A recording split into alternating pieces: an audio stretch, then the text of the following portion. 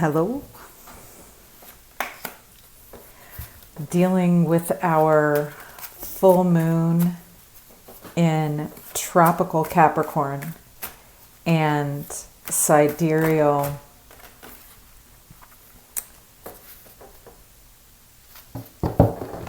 Sagittarius on this July 3rd eve. It'll be happening at about 6 a.m. It's actually 5:38 in the morning. Essentially tomorrow. It's trine to Jupiter. This is good news. But there's so much happening in the sky. Just a couple few things to say that of course, bridge tropical and sidereal zodiacs. First of all, the nodes of the moon, Rahu and Ketu in Vedic tradition, are about to complete their 18-year cycle around the zodiac. This is no small thing. So we think back to 2005 and what forces were acting on us from the past and pulling us toward the future, at times obsessively, mystically, in the many different forms that can be, for the past 18 years. Where did we come from? Where did we go? From 2005 to 2023. It's a great reflection, and there's lots more to learn about the nodes of the moon if that interests you. We also are standing in the midst of retrograde planets for the first time after a while, and markedly the outer planets. These are the big important ones. Neptune, which is obscuring and enlightening the individual and the collective right now. So we're dealing with issues of truth. We have been alienated from the truth for a long period now. And the way that we deal with the lack of truth in our world is evolution. Nature uses uncertainty to weigh the pros and cons, right? This is the first moon, the first lunation after the equinox. And that rebalancing was a lot. I wasn't able to get one of these readings out at that time because it was a lot for me and was a really interesting time. But here we are at this first lunation after, and there's a lot of impetus and a lot of pressure atmospherically to evolve. There's not a better way to put that. We need to adapt to changing circumstances globally, and I think you can really see that. One of the Neptunian news stories that I think is really telling is the submersible that went down with the billionaires in it to look at the Titanic getting so much more coverage than the close to 800 people who drowned off the coast of Greece. You couldn't escape the coverage of the submersible. Like, it was everywhere.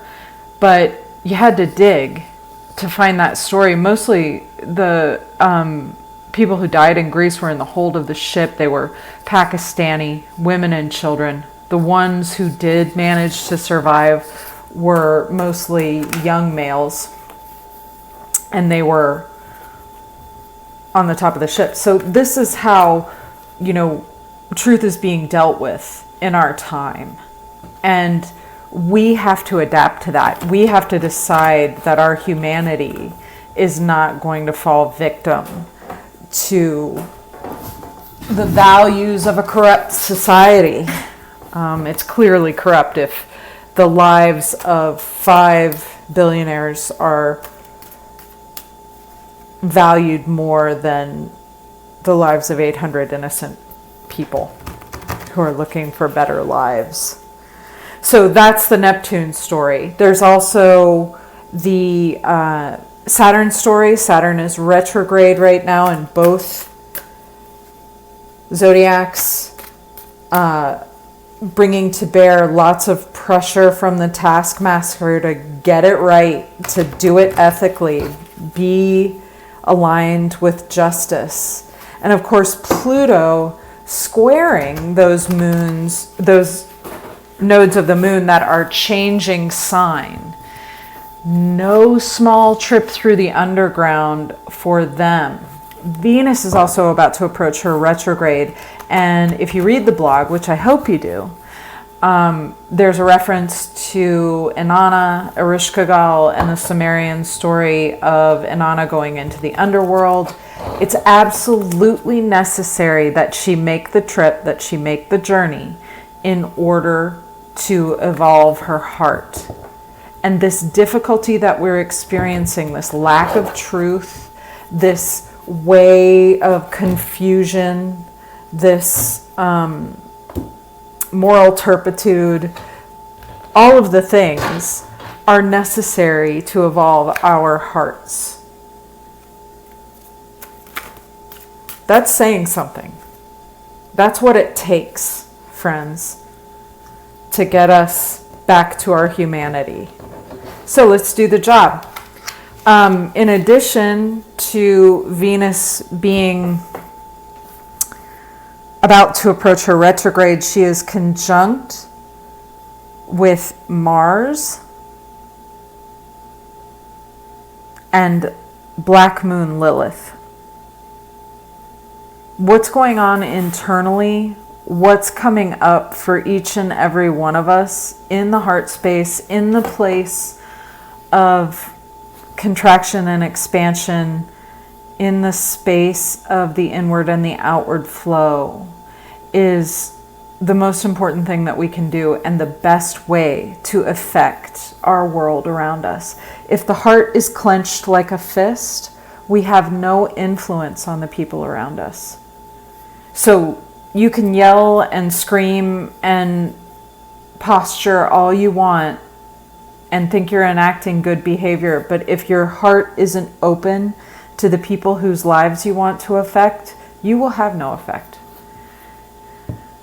And it's going to be a minute while Venus goes through this retrograde. She's also going to be squaring Neptune. The truth is going to be hard to parse. I will need to have a very firm seat in my open heart to be able to maneuver through the rest of the summer. And I think I have some other offerings that I'm going to put up that will hopefully help us to keep our focus on that. It's hard to stay focused in the Kali Yuga. I hope you are able to. I wish you all the best. Let's take a look at the Moon Lodge spread for this full moon. This is a spread that rips away the veil of self-deception. It's an inward tree to help us center, and it's a mirror for the unconscious. It's essentially here to show us things that we can't easily see. So I'm hoping that it does that for you as it does so for me. The first card is the East card. It's the spiritual nature card, the talents and abilities that we don't see, that we can bring to bear at this tumultuous time to help us through this. Venus is in the Gandanta point, right? Also, Mars is there and Sun, Mercury coming as well. Mercury is Kazemi in the Sun right now. So communication, understanding. Let's have a communication from Spirit about the talents and abilities we can bring to bear in this moment. Mana, the breath, The dolphin breath is a way of retention, right? We inhale deeply and then we hold and move the breath into all the different corners of the lungs, expanding the thoracic cavity of the body and improving the way we take in the world. This is also a card that's about play.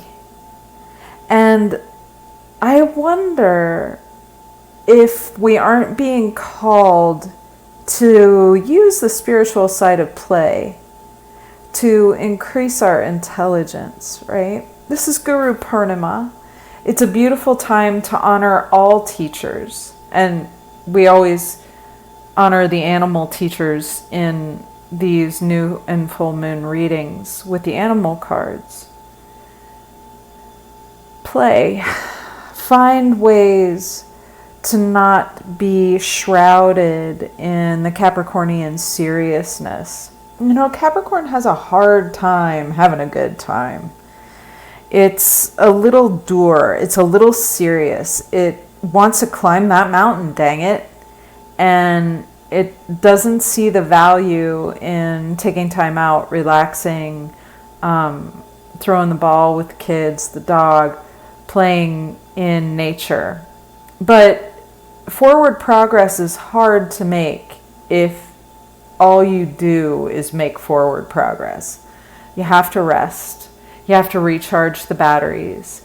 And play allows all the input, all the things that are coming in the feminine energy to be assimilated and ultimately appreciated. So in the Eastern card, we have the talent and the ability of mana. It's a card of reception. It's an inward card. It's about playing and the playful nature. And the talent is being able to have a good time. So we'll place that in the east, as far to the east as we can. Number 40, Dolphin. The second card in the Moon Lodge spread is the new growth card. It's the seed card. Your true feelings, where you really want to go in the next 15 days as we complete this new moon cycle. And that card is transmutation. The snake, number 6, is a card of assimilation, essentially what we were talking about with the play card. But transmutation in the sense of taking in a poison and turning it into medicine. This is the Greek idea of pharmakon, right? Where the right dosage of poison is the cure. The right amount of play is forward progress. We live in paradox, and we have to assimilate paradox. Maybe that's our poison, right? Maybe that's our difficulty. In everybody's life, it will probably be something different, but it's also like a way of appreciating how much difficulty and hardship helps us move through our lives, becoming, I don't want to say bootstrap, like we're not like becoming stronger through our difficulties. That's a real dogma. But there is a way, a sense in which we can find a way to be grateful to the challenges that are uniquely ours, that make us who we are, that help us become hopefully people that we love, that we learn to like in life. It's been true for me. I wrote about this a little in the blog because it's difficult while you're going through something to see how it's going to benefit you in the end, but it does in all kind of surprising ways. Teaches you how to adapt, shows you new qualities about yourself that you weren't aware of, just like play can at times. So transmutation is taking the difficulty and turning it into a way forward. When the snake sheds its skin, there's a vulnerability. There's a time when the eyes are occluded and they can be a little jumpy, right? But learning to be vulnerable, having vulnerability built into the cycle, is another way of learning transmutation. I love this card. It's a beautiful card. And it's the South card in our Moon Lodge spread, and it represents the true feeling that you have the ability to take what is poison and turn it into new growth. Turn it into a seed. Beautiful seed card. The third card in our Moon Lodge spread is the real purpose for the cycle that we're going through. It's the dream within. It's perhaps obscured to us like Neptune is obscuring the truth, but it's the reason, right? The reason why, if there is a causality to it. Feminine energy. We get this all the time. I think this is beautiful confirmation of the fact that, patriarchy is the 6,000-year birth canal of the great feminine goddess. And she and her return teaches us to value ourselves, to look within, and also that this is real power, right? Being able to be with others, to bury the dead, to nurture the living, to feed the hungry, to clothe the poor.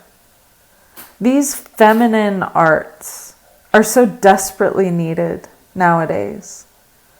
It's a strange group of rigid people whose inflexible attitudes have brought us to this moment where we are having to grapple once again with social Darwinism and Nazism. These are not human values. These are not the culture that we have fought to sustain forever. It's a few people who are fearful of inclusiveness. And the time is coming. Make no mistake. This strange resurgence is a last gasp. The Great Mother Goddess is what has always sustained us and what always will. Our values, our principles are feminine. Our power is feminine. The earth is feminine. And any other representation of what we are and who we are is laughable and is ending. That doesn't mean it's not going down without a fight. Rigidity and inflexibility very often takes a toll and takes a cost. But, we have to transmute that poison. We have to learn to play in that difficulty and turn it into a liquid, living seed. A fertile, playful, fun seed. And I love the fun cards here, both the dolphin and the otter are quite fun, and the snake is very flexible, right? It's the only way that it could transmute poison. It can carry poison in its body and not be affected by it. That's magical. Magic is feminine. Okay, so that's the real purpose, is to see in the dream within our true feminine magic. And, feminine, masculine, I'm not talking about male and female here. We all possess inward going energy and outward going energy. It's about bringing them into balance, especially at this full moon, the first one after the equinox. Otter, number 8, is femininity, feminine energy, and it is the real purpose for the cycle. The North card is the inner wisdom in the Moon Lodge spread, and this is the wisdom within. This could be the thing that you're missing that kind of brings this all together, that makes this cycle happen and continue to flow in a flexible way. And that is Beaver. Sorry, I got a little close there, hey? Beaver is a builder.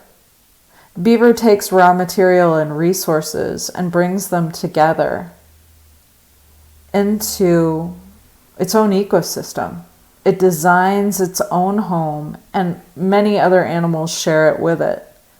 It's a card of consolidation. It reminds me of Punarvasu, the nakshatra of this full moon. The river goddess, I'm forgetting her name. That's what the blank space is there. I think it's Addis. All sacred rivers are honored in the deity of this nakshatra. And it is the domain of Sirius, the dog star. Sirius is about honor. It's about building integrity, which is another way of looking at Beaver card. I really enjoy seeing this card crown this reading, because the inner wisdom is that you're working on a building, right? Slowly, over many, many lifetimes, we're constructing an understanding of the ineffable, of something that can't even be spoken about. We're learning to become it, to live with it, to transmute its poisons, to play with its joys, to be receptive and inclusive, and not leave anything out in our building. This is a beautiful card to crown this reading for the full moon in Vedic Sagittarius, the goal-oriented archer, and tropical Capricorn, the sea goat that climbs high into the mountains. Very goal-oriented. So as we're building this building, it's requiring joyous play, deep breathing, transmutation of poison, receptivity, and a constant eye toward becoming. Both Sagittarius and Capricorn have that element to them.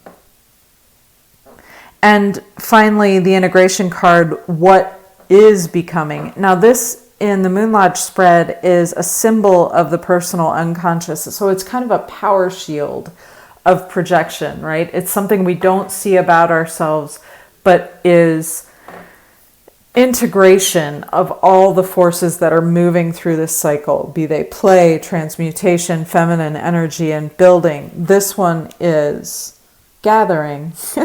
That's exactly Punarvasu. I hope I'm getting that right. My words are not easy today, but I think that's the nakshatra that we're dealing with. And this is the one of, it's like energetic empowerment. It's the initiating, it's the first, it's the early victory. So that if I'm getting it wrong, at least I know I'm getting the translation right. When we consolidate all of our powers, when we use the tree for centering, when we include everything, right?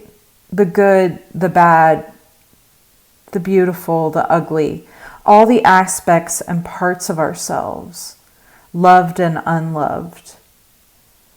When we get that this is one consciousness and we're all sharing it, when we start to cooperate instead of fight against each other, when we build a mindset that excludes propaganda, and we see right through the people that want us to fight each other, and we come together as peace-loving people, when we gather in our strength, the way forward is clear. It's such a beautiful reading. It's so true to the astrology.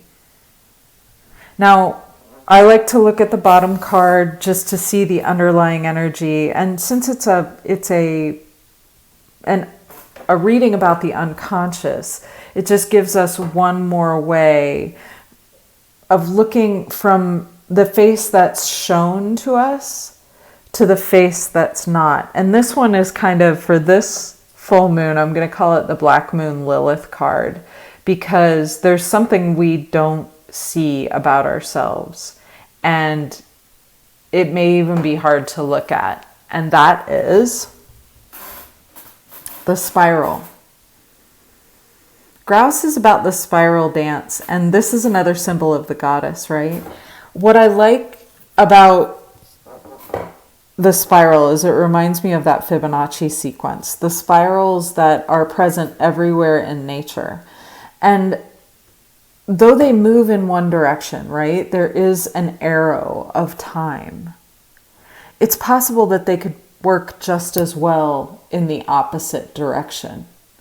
This spiral dance that the grouse does is not just for mating.